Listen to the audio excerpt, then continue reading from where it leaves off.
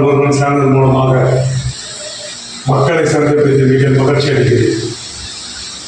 அனைத்து இந்திய அண்ணா திராவிட முன்னேற்ற கழகம் புரட்சி தலைவர் அவர்கள் 1972 துவங்கினார்.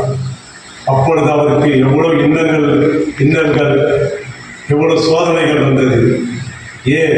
அவர் உலக சுற்ற வாலிபர் படத்தை கூட ஓடவிடாத பண்ணார்கள் சதிகாரர்கள்.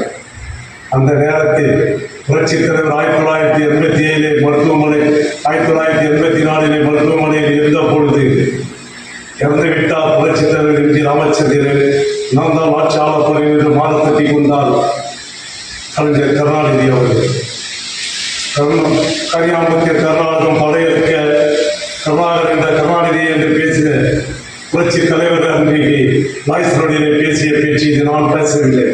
ஆகையால் அனைத்து இந்திய அண்ணா திராவிட முன்னேற்ற கழகம் புரட்சி தலைவர்களுக்கு அடுத்தபடியாக புரட்சி தலைவி அம்மா அவர்கள் அதை வழிநடத்தி சென்றார்கள். 91 தமிழக முதலமைச்சராக 95 வரும் நெல்லாட்சி தந்தார்கள். சதிகாரர்கள் விட்டுவிட்டார்களா? 96 மக்களிடத்தில் எதையே சொல்லி குழப்பி 96 அனைத்து இந்திய அண்ணா திராவிட முன்னேற்ற கழகத்தை வந்து பரவிடாது ஆக்கிவிட்டார்கள். ஆனால் காலம் பதில் சொல்லும் 2011 திருப்பம் அம்மா வெற்றி பெற்றார்கள். வெற்றிலே வெற்றி மாமுகம் தெரியுதே, வீர புன்னகை புரியுதே என்று 2011 வெற்றி மாமுகனை வெற்றி பெற்றது. வெற்றி புன்னகை மாமனும் தெரிந்தது.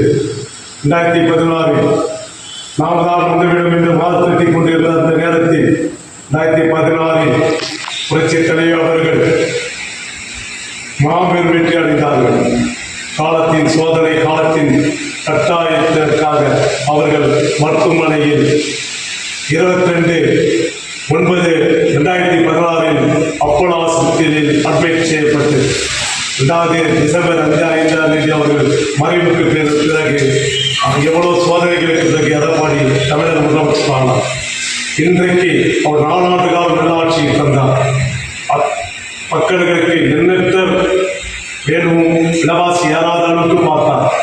இலவசம் தேவையில்லை, ஆனால் இலவாசி யாராவது என்று இன்னைக்கு ஒரு டீ 15 ரூபாய் 20 ரூபாய் ஆகிறது.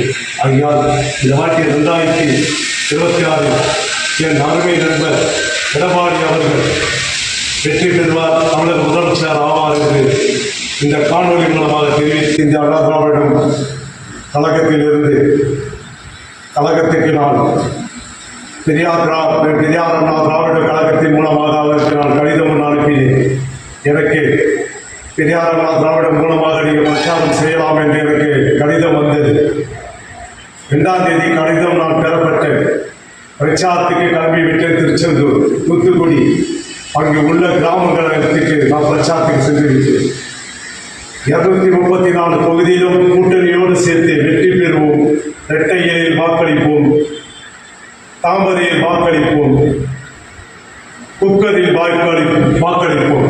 கூட்டணி கட்சியோடு சேர்ந்து 234 தொகுதி என்று நாம் சாதி போட்டிக்கு தமிழக முதலமைச்சராக எடப்பாடி அருமை நண்பர் எடப்பாடி அவர்கள் தமிழக முதலமைச்சர் ஆவார் என்று நான் நன்றியோடு தெரிவித்து நன்றி வணக்கம்.